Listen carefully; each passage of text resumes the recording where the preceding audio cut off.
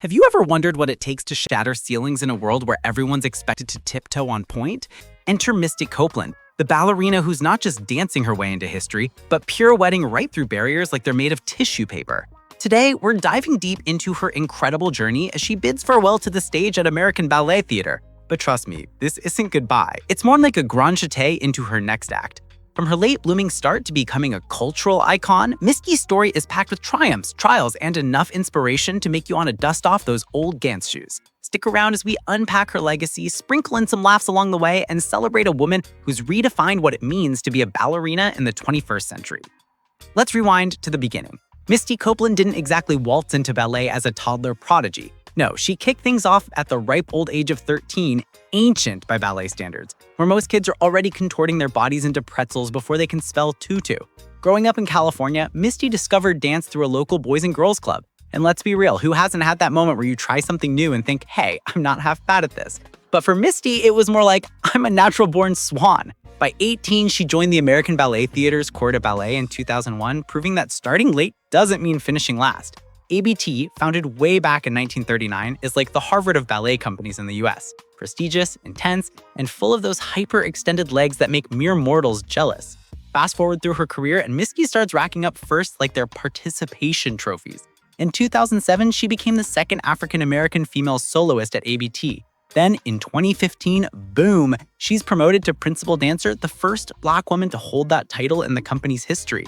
Imagine the pressure, not just nailing every arabesque, but carrying the weight of representation on your shoulders. Critics rave about her magnetic presence. Sarah L. Kaufman, a Pulitzer Prize-winning dance critic, describes Misty as petite but unfolding into this massive onstage force. She's got the classic ballerina toolkit, those arched feet, long neck, and legs that seem to go on forever, but what sets her apart is the liveliness in her movements. You can see the passion on her face, like she's not just performing, but inviting you into her world. In a ballet scene that's increasingly obsessed with extreme technical feats, Misty brings back that human touch, the emotion that makes you forget you're watching someone balance on their toes for hours. But let's not sugarcoat it. Ballet's not all grace and glitter. It's a world where uniformity reigns supreme and standing out can feel like a curse. Misty's been open about the hurdles she faced as a Black woman in this lily-white art form.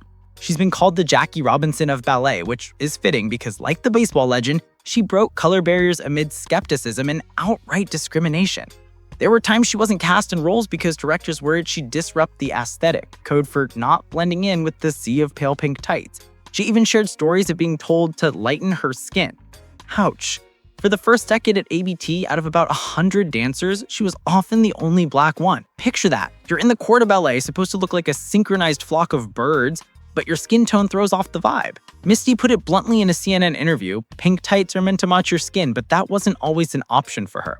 This all happened during a tough era for Black ballerinas. The Dance Theater of Harlem, a powerhouse dedicated to dances of color, hit financial snags and went on hiatus from 2004 to 2012. That left a massive void, with Black representation dwindling across the board. Enter Misty, buzzing as a soloist and catching eyes beyond the ballet bubble. In 2009, she pops up in a Prince music video. Yes, that Prince, the purple one. By 2011, she's touring with him, dancing at Madison Square Garden like it's no big deal. Add a best-selling memoir in 2014 and a guest spot on So You Think You Can Dance, and suddenly, Misty's not just a dancer, she's a star. Her promotion to principal sparked a ticket frenzy. Sarah L. Kaufman recalls traffic jams stretching to DC's Beltway for a Romeo and Juliet show. It's like Beatlemania, but with more leotards. Her fame didn't just boost sales, it ignited conversations about diversity. Teresa Ruth Howard from Ma Ballet calls Misty a lightning rod. As a mixed-race woman rising when Black ballerinas were scarce, she highlighted the industry's blind spots. Take her 2023 viral TikTok. Misty sponges foundation onto baby pink point shears to match her skin tone. Hilarious in a sad way. Here's a world-famous ballerina MacGyvering her gear because the defaults don't consider her. She turned that into a petition, let's make a point, pushing Apple to diversify their point shoe emoji, because nothing says exclusion like a one-shade-fits-all symbol. It's these little reminders that dancers of color have been sidelined, and Misty's using her platform to flip the script. Offstage, Misty's advocacy is as fierce as her fouettes. She founded the Misty Copeland Foundation to make ballet affordable and accessible, because let's face it, those classes aren't cheap, and not every kid has a fairy godmother funding their dreams. Her efforts are paying off. Black ballerinas are on the rise. Just this month, India Bradley became the first Black woman soloist at New York City Ballet. India credits Misty with weaving a snail trail for others to glide on, easier paths thanks to the barriers Misty bulldozed. But India's quick to note the work isn't done. Misty's still ABT's only Black woman principal or soloist. New York City Ballet has 0 Black woman principals. Paris Opera, just 1 in the top rank. The goal? No more firsts, just dancers being dancers without the asterisk of history. Now, about that retirement. After a decades-long career, her last ABT performance was 5 years ago. Misty's getting a send-off worthy of royalty. The Fall Gala on October 22, 2025 was star-studded with tributes from Oprah Winfrey and Debbie Allen. Misty performed excerpts from Romeo and Juliet and Sinatra Suite, plus a world premiere by Kyle Abraham. And in true Misty fashion, it's inclusive. While gala tickets hit $5,000, yikes, that's more than my rent, ABT offered free simulcast tickets at Alice Tully Hall. No one left out. That's her style. Artistic director Susan Jaffe sums it up. Misty's influence is huge, redefining ballerinas with her strength and grace while expanding access off stage. Her impact? Generations inspired. Think about it. Young girls seeing someone who looks like them twirling in Swan Lake or Firebird. Misty's 2014 Swan Lake performance? Iconic. Her 2012 Firebird? Spellbinding. And let's not forget the humor in all this. Ballet's so serious with its French terms and stoic faces, but Misty brings warmth. Imagine her backstage coloring those shoes, muttering, "If I can conquer Odette, I can conquer this Maybelline mismatch." Or touring with Prince. Did she teach him a plie, or did he school her on funk? Either way, it's the stuff of legends.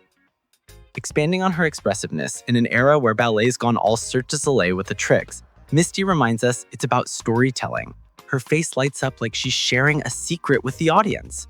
Kaufman nails it. You couldn't look away even before she was principal. And her size. Small frame, big presence, like a firecracker and a tutu. It's funny how ballet prizes these ideals, yet Misty flips them, proving diversity isn't a buzzword, it's a superpower. Her journey also spotlights broader issues. Ballet's roots are European, aristocratic, and yeah, pretty white. Misty's push for change echoes larger movements for equity in the arts. Through her foundation, she's funding scholarships, creating programs, one plie at a time, as the article says. Humor aside, imagine the kid who sees Misty and thinks, I could do that, instead of, that's not for me. That's real magic. As we wrap this up, Misty's Instagram post hits home. Farewell to the stage, but not to advocacy. She's committed to opening doors, making space, ensuring ballet belongs to everyone. Her legacy? A more inclusive world where Black ballerinas aren't anomalies, but the norm. India Bradley says it best. Misty deserves every flower. And honestly, after all she's done, throw in some confetti too. So, if this tale of twirls, triumphs, and trailblazing has you hooked on the drama of dance, hit that subscribe button to Inside Hollywood for more behind-the-scenes scoops, celebrity spotlights, and stories that make you move. Thanks for joining. See you in the next one.